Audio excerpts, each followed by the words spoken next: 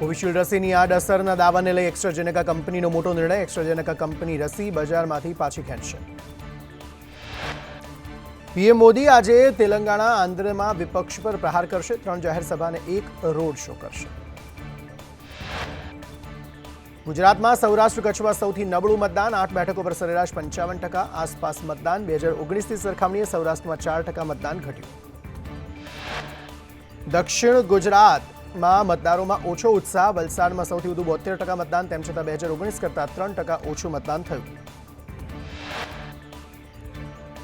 રાજ્યમાં 5 વિધાનસભા બેઠક માટે પેટા ચૂંટણી યોજાઈ. 5માંથી ખંભાત બેઠક પર સૌથી વધુ 66.38% મતદાન નોંધાયું, જ્યારે માણાવદરમાં સૌથી ઓછું 53.93% મતદાન. મતદાન પૂર્ણ થતાં બનાસકાંઠા લોકસભા ઉમેદવાર ગેનીબેન ઠાકોરે અંબાજી માતાના દર્શન કર્યા. મહારાજે ચુંદડી આપીને આશીર્વાદ આપ્યા. સુરતમાં પકડાયેલા મૌલવીના ફોનમાંથી મળ્યા હિન્દુ નેતાઓના ફોટા. સુરક્ષા એજન્સીઓએ કરી મૌલવીની પૂછપરછ. પાકિસ્તાનના ડોગર સાથે સતત સંપર્કમાં હતો મૌલવી.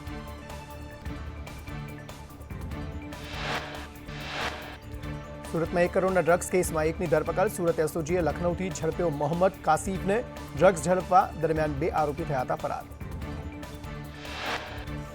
મેઘરજમાં ભાજપ નેતા પર હુમલામાં 1ની ધરપકડ. પોલીસે આરોપી રસિક ડામોરની કરી ધરપકડ. 10થી વધુના ટોળાએ હિમાંશુ પટેલ પર કર્યો હતો હુમલો.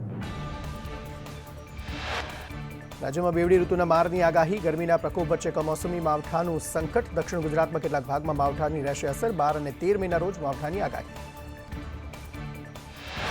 રશિયામાં વ્લાદિમીર પુતિને સતત 5મી વખત લીધા રાષ્ટ્રપતિ પદે શપથ. કહ્યું, રશિયા હવે વધુ મજબૂત થઈને ઉભરશે.